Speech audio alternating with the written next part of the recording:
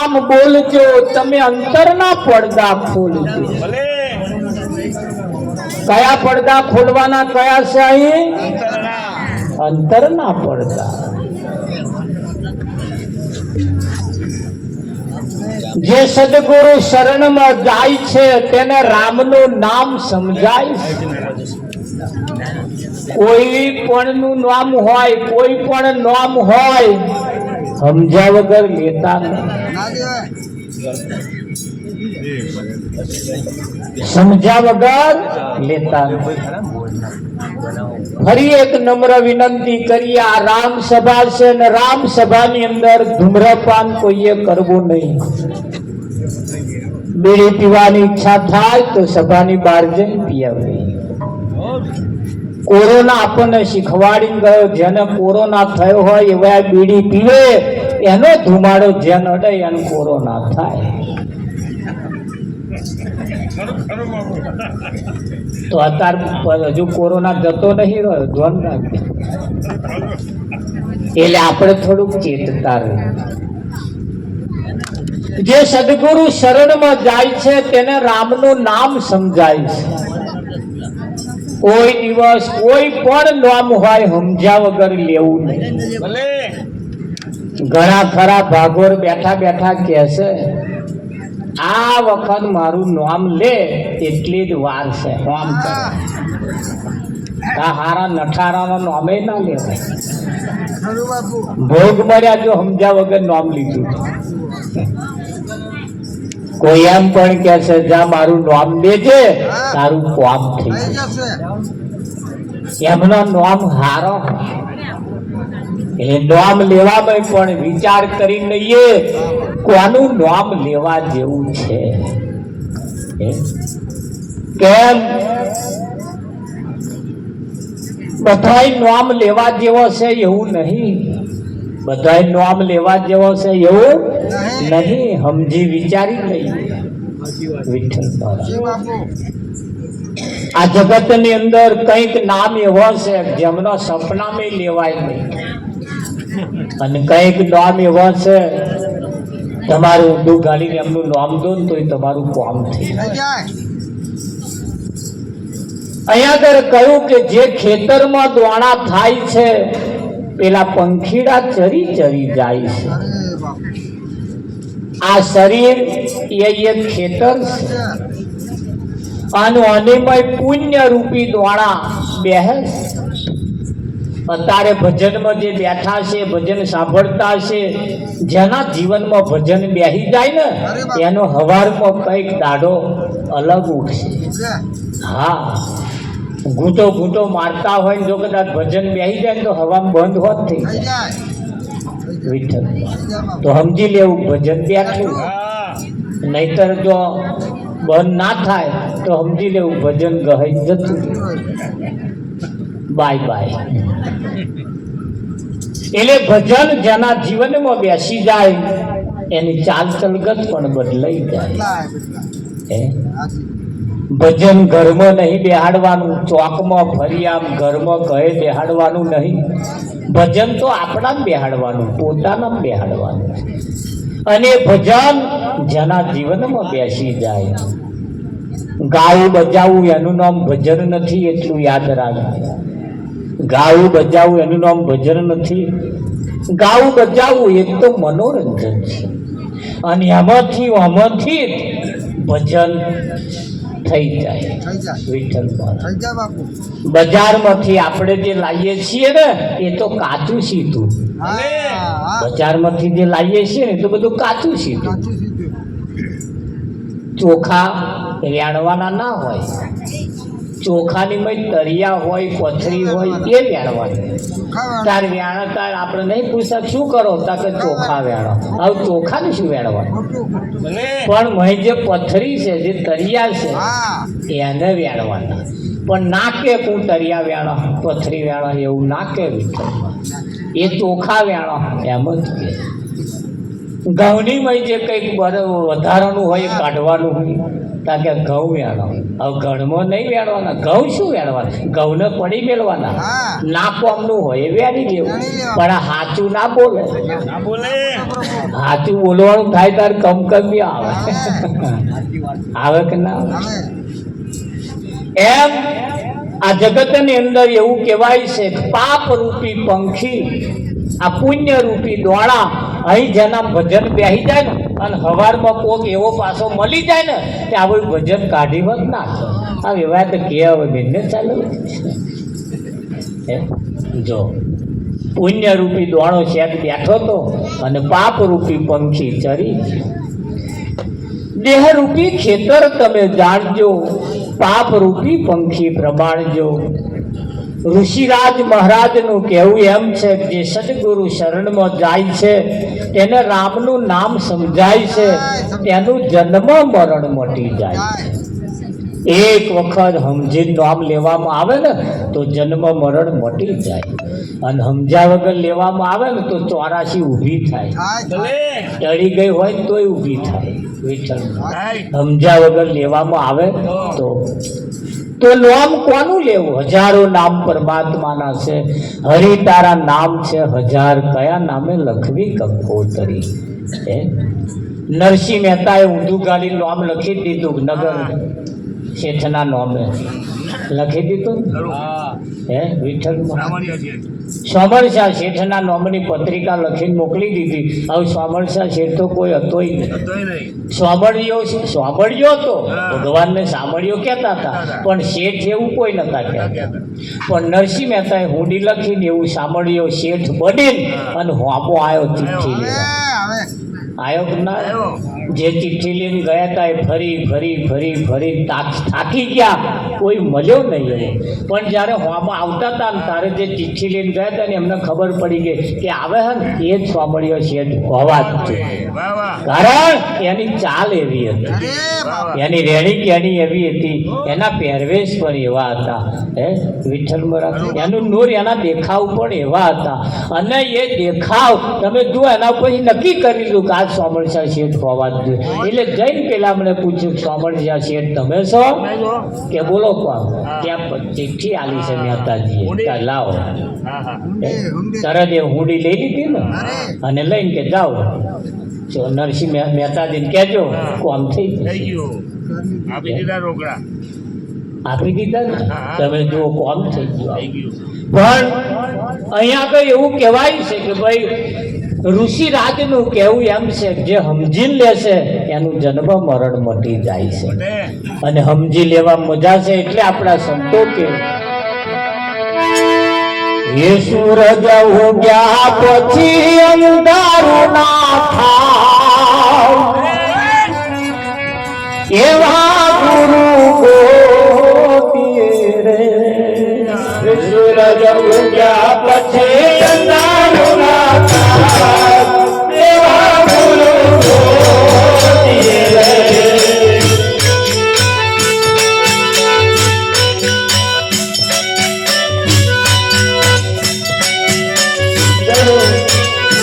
સૂરજ ઉગ્યા પછી અંધારું ના થાય એવા ગુરુ ગોતીએ સૂરજ ઉગ્યા પછી અંધારું ના થાય એવા ગુરુ ગોતીએ જીવન ઉજ્જવળ બની જાય એવા ગુરુ ગોતીએ જીવન ઉજ્જવળ બની જાય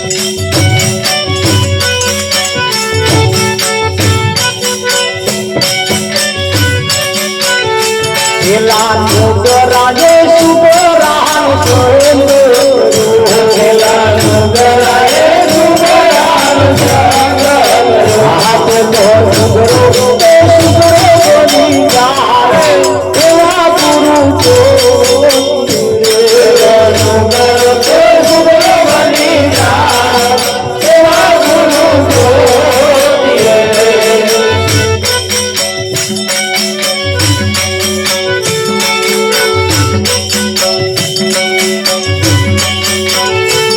લાગે સહને તોરણનો સંગ લાગે ચાલે તોરણનો સંગ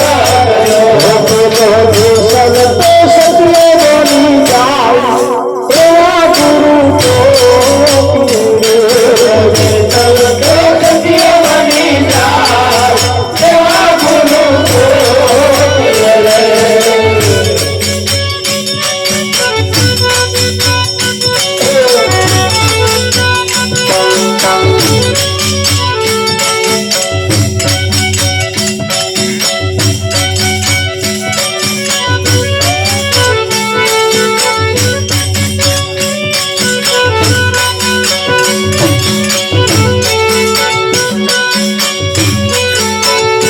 મારે સદગુરુ સંતની કરુણા થઈ આખર તો મારે સદગુરુ સંતની કરુણા થઈ આખર આખર કેટલા થાય આખર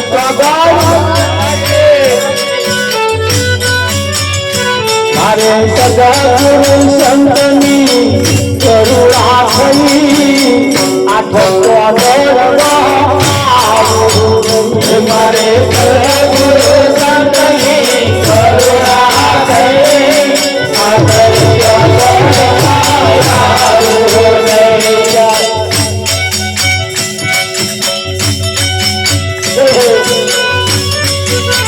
ये चार मोहनी में मोहनी गई जमुना तो कसुदात नहीं चार मोहनी में मोहनी नहीं जमुना तो कसुदात नहीं देवा सर तू गई पाछुरी तेरे जो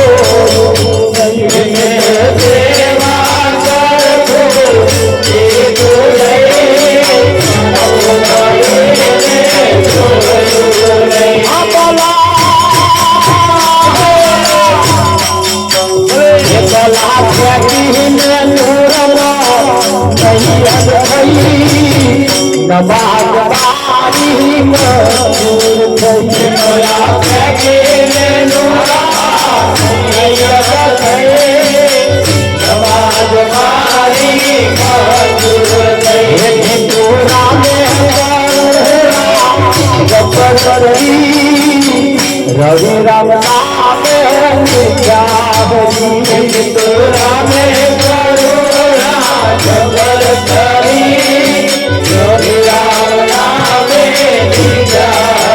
हमारे सदगुरु संतनी करुणा थई आखर जगत हमारे सदगुरु संतनी करुणा थई आखर जगत माया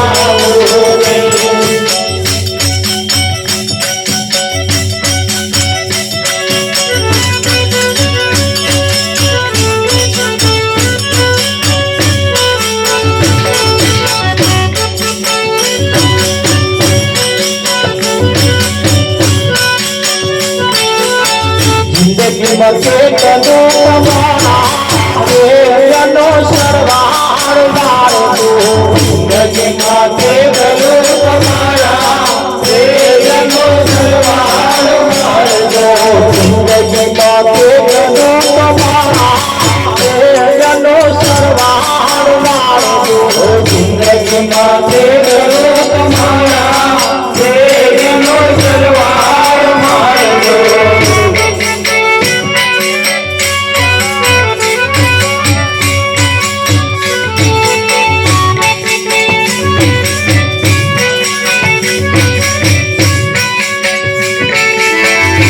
ભેગા કર્યા છે કેવાનો રે જનો સરવાળ મારજો ભેગા કર્યા છે કેવાના રે જનો સરવાળ મારજો